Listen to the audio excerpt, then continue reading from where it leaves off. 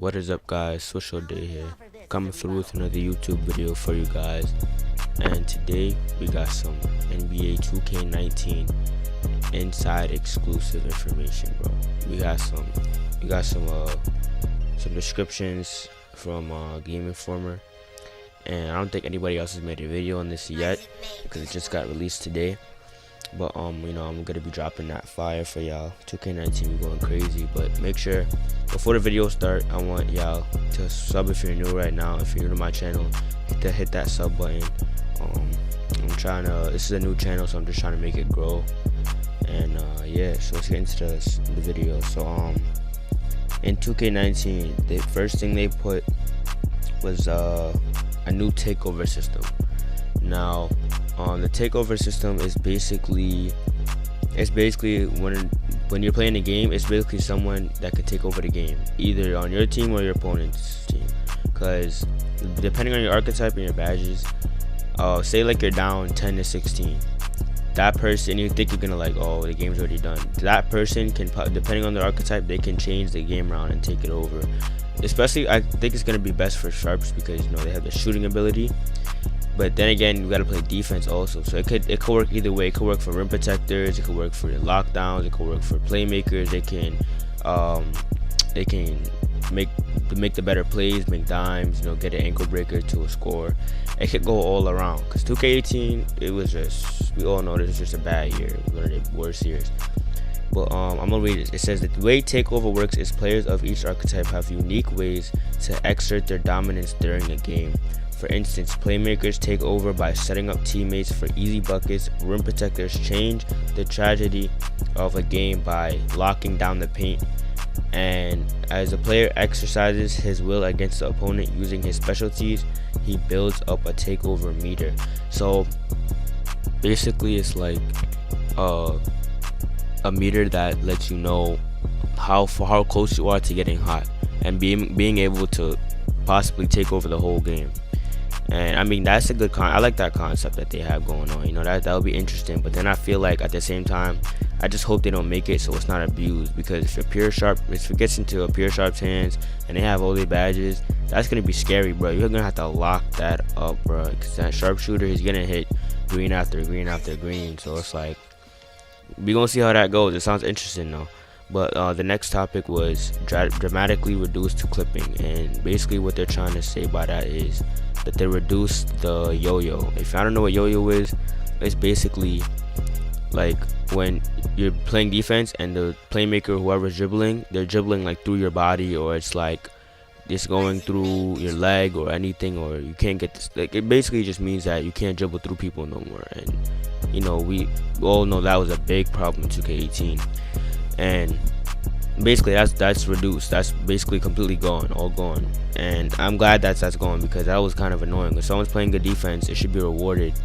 But the information says that it was basically arms reacted naturally to contact and bodies slammed into each other instead of clipping through. So, and paint defense is what they're also working on too. That they said that because we all know paint defense, post defense, 2K18 was doo-doo, bro. It was trash, and you can barely play defense. It would be like you're sliding off of them. It'll be like you're not even there. But they said that they changed that. It'll be harder for you to score in the paint if someone is already in there playing good defense. The next topic I want to get into is rebuilt stealing system.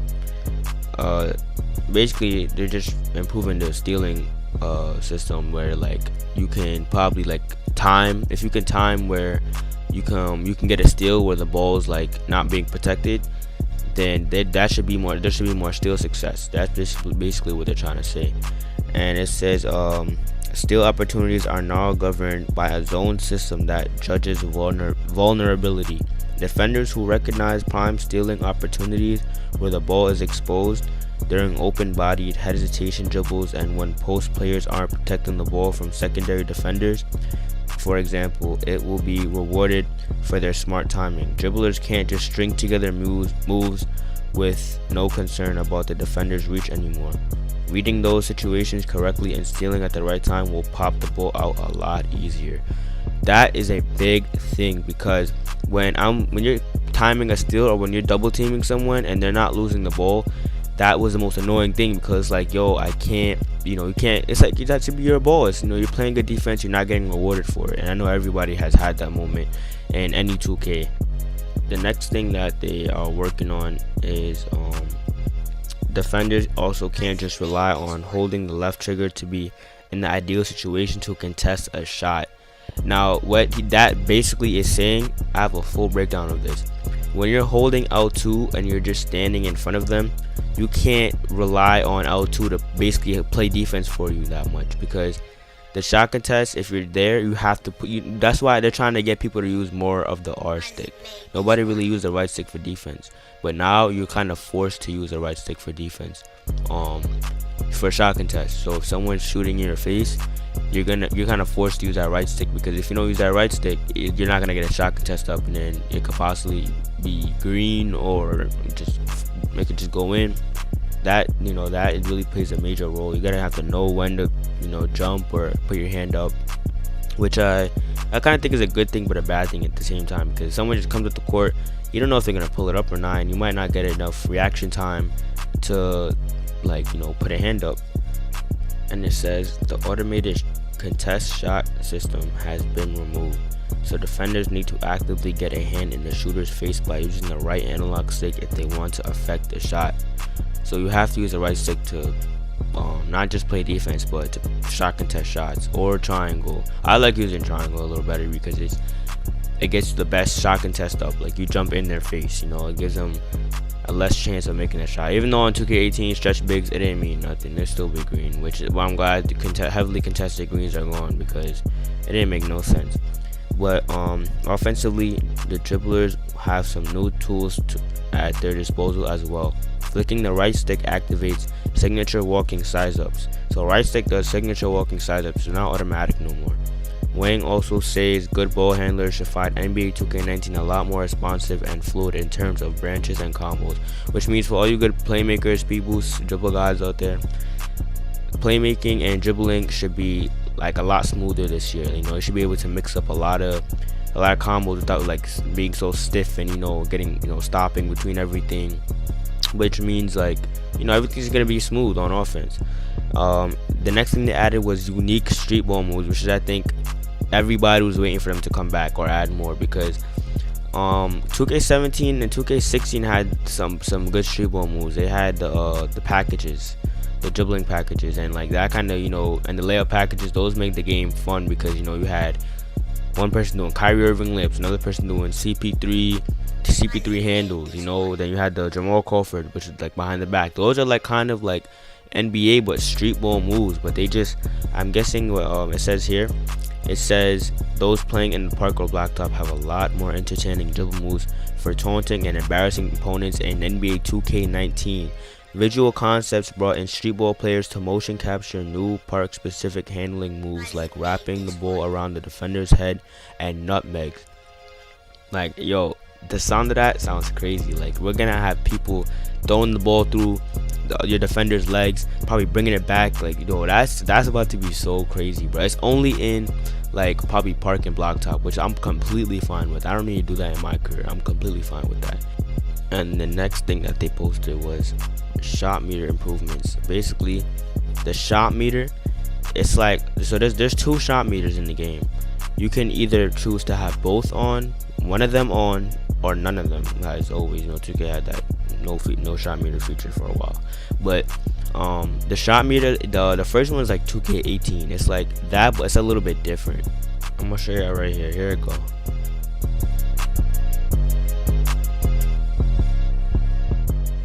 Now, as you can see, like the 2K18 looking shot meter, it's just a little bit longer, and I mean, I'm glad that they made it look different, because I feel like 2K18 shot meter was too small.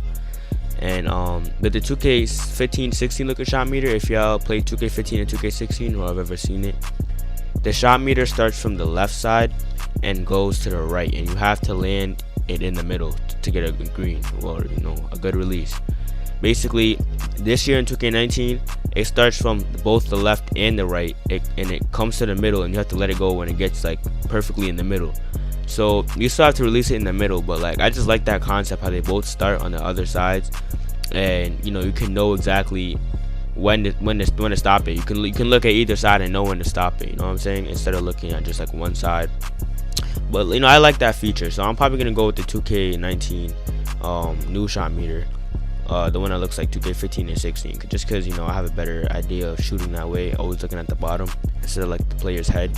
So yeah, but the next concept we're gonna get into that they posted was strong interior defense, which is basically post defense is fixed, because post defense in 2K18 it was bad. Like you know you'll be slipping off players, you'll be missing you making a whole bunch of contested dunks, layups. You know basically you couldn't stop a post score unless you had like a lockdown or something. It was really hard to stop them because they'll make a lot of layups and dunks and whatnot.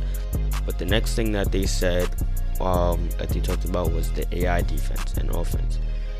As far as the AI offense, they can, you know when the double team is coming and find the open man instead of you having to spam X from the AI for being a sharpshooter. Or they're gonna be watching the cuts too mainly. So if someone's cutting while they're getting double teamed, they know there's someone open, so they're gonna be looking for that cut.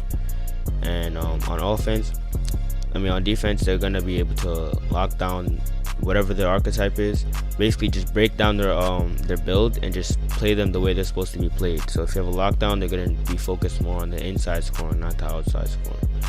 If you have a sharpshooter, they're gonna be playing 23 feet out, worried about the 3-point line or whatever. So that's what it said in the description. So I mean I'm really curious to see how it turns out. Everything sounds great so far. My favorite thing that they brought, I'm thinking about, is the takeover system. I just really want to see how that's gonna work. So once I see how that works, I mean, hopefully, it brings the game alive. I'm worried about the ankle breakers and all the animation that they're gonna put in the game. Hopefully, we get everything that's fresh and new. We don't want no really old stuff. We want new stuff, but we're just gonna have to wait and see. Make sure y'all like, comment, and subscribe. And I'm gonna be bringing more 2K19 information and gameplay for y'all when everything comes out as we get closer. And even when the game comes out, I'm coming out with some fire content. So stay tuned for that.